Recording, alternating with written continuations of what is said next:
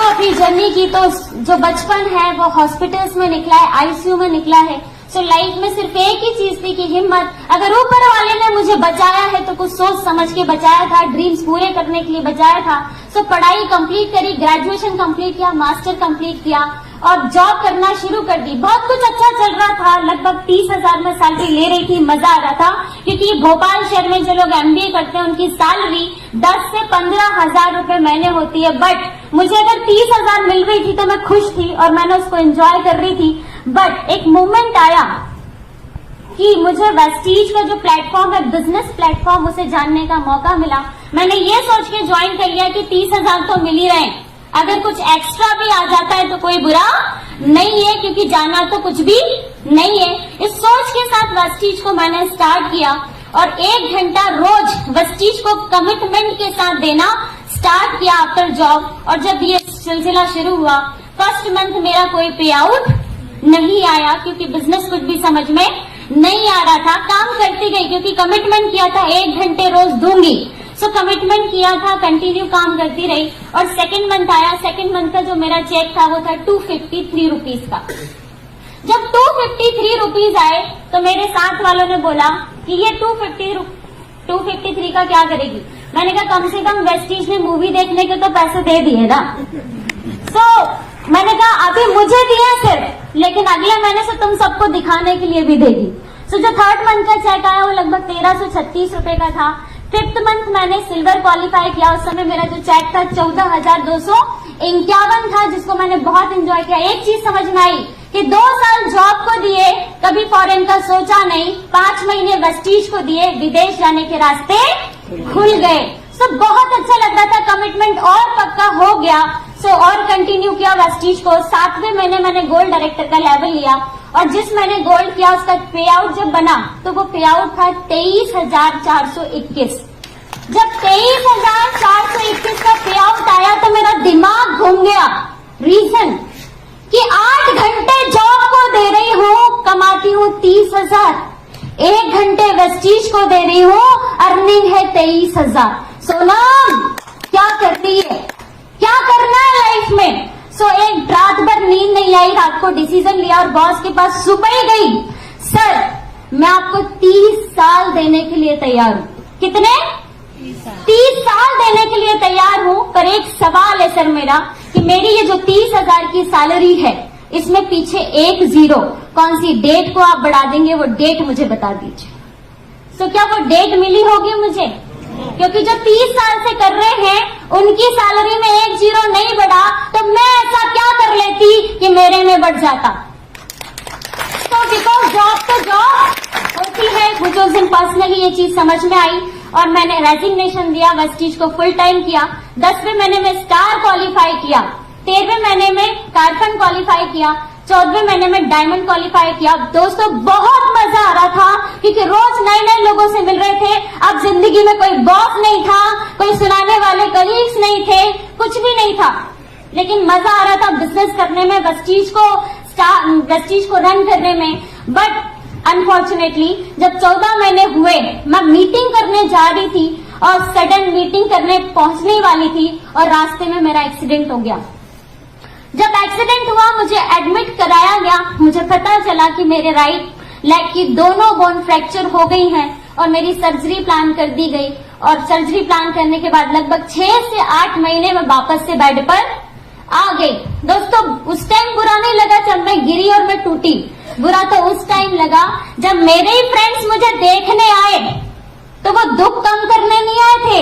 उन्होंने आते से मुझसे एक सेंटेंस बोला, तुझे तो हम पहले से ही समझा रहे थे, वो स्कूटी लेके बस तू जब लगी रहती है प्लान करना है, तेरे पैर तो स्कूटी तक पहुंचते नहीं है, तुझे स्कूटी चलाना आती नहीं है और तुझे प्लान करने की पड़ी रहती है।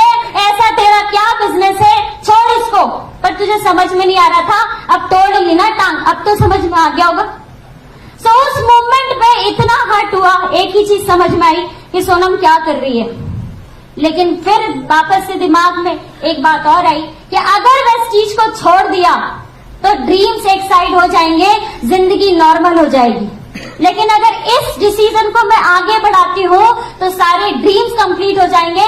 अगर प्रूव करना है तो जवाब देना पड़ेगा। सो उस दिन डिसीजन लिया कि अब सोनम जब जिस दिन बेड से उठेगी तो वेस्टीज की कार फंड से अपनी कार फंड से कार परचेज करेगी।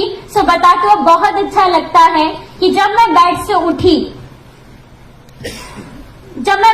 उठी तो मैंने अपनी टॉप मॉडल टाटा नेक्सॉन लगभग 13 लाख की कार परचेज की।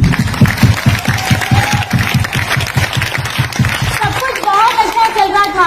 जब वो चेक 253 का आया, सेकंड मंथ 1336 का आया, उसके बाद जब अभी मैं उस फ्रेंड के पास गई इस कार को लेके, जिस फ्रेंड ने मुझे वो बातें करी थी, आज की डेट में वो मेरे साथ ज्वाइन है। और उसके आने के बाद जब मैंने उसे चेक बताया 1 लाख का, तो वो भी बहुत खुश थी और अब बोलती नहीं, दोनों मिलकर साथ में करते हैं। तो एक चीज समझ में आई कि शुरू में लोग तो आपको कुछ भी कहेंगे, अगर ड्रीम आपके हैं तो पूरा किसको करना पड़ेगा।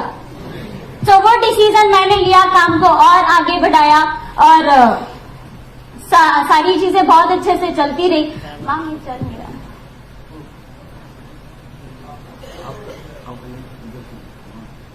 ओके, सो सारी चीजें बहुत अच्छे से चलती रही, लेकिन फिर भी बहुत दिक्कतें आ रही थी। जब काम कर रही थी तो लोग कहते थे कि तुम फीमेल हो, तुमको ये काम सूट नहीं करता, तुमको घर देखना चाहिए, तुम्हारे लिए ऐसा नहीं वैसा नहीं। बट बताते हो बहुत अच्छी लगती है कि ये कार मेरे लिए बड़ी बात नहीं है, कार कोई भी ले सकता, पर मेरे लिए बड़ी बात यह है कि पूरे इंटायर खानदान में मैं पहली ऐसी लड़की हूं जिसने 13 लाख की कार परचेज की है।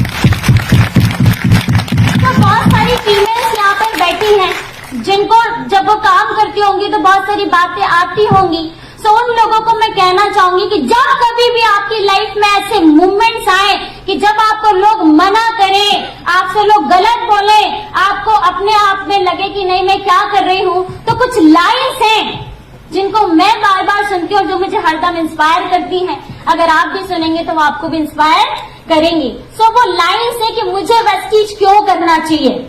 सो मैं कहती हूँ आई वॉन्ट टू बी वेस्टीजियन बिकॉज अपने अंदर के पैशन को बाहर निकालना है और शादी के बाद सिर्फ घर नहीं संभालना है। आई वॉन्ट टू बी वेस्टीजियन बिकॉज ये सोच है जो मेरे दिल को छुई है। अगर गूगल के CEO सुंदर पिचई हैं तो पाप्सिको की इंदिरा नूई है। आई वॉन्ट टू बी वेस्टीजियन बिकॉज मैं रिस्क लेने से नहीं डरती और मैं अपने पैशन को हर रोज फॉलो करती हूँ। आई वॉन्ट टू बी वेस्टीजियन बिकॉज अब दिन भर कुछ प्रोडक्टिव करे बगैर नहीं रहा जाता। सिर्फ खाना बनाना और घर की साफ सफाई को घर चलाना नहीं कहा जाता।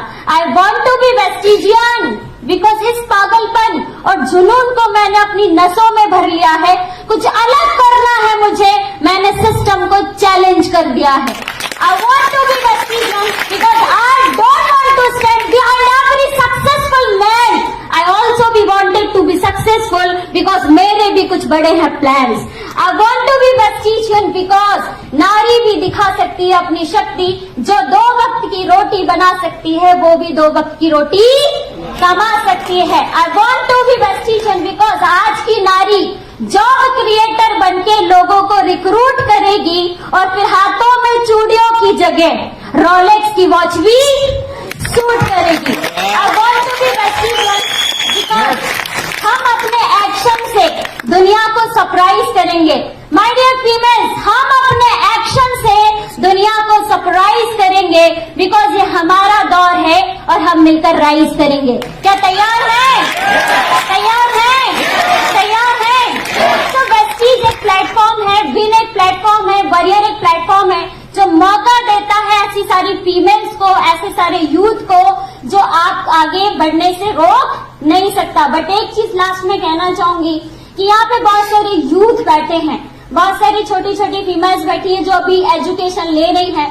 सो आप लोगों से एक सवाल है मेरा कि मान के चलो आप काम करते हो और आप हो जाते हो 55 साल के और 55 साल में आपकी ऑडी आ भी जाए तो क्या उस लेवल पे एंजॉय कर पाएंगे? नहीं। मान के चलो आप काम करते हो जाए 55 साल के और आपके पास फॉरेन ट्रिप्स मिल जाए तो क्या एंजॉय कर पाएंगे? किसी को सर उठा के देख भी नहीं पाएंगे और छेड़ भी नहीं पाएंगे। Yes sir?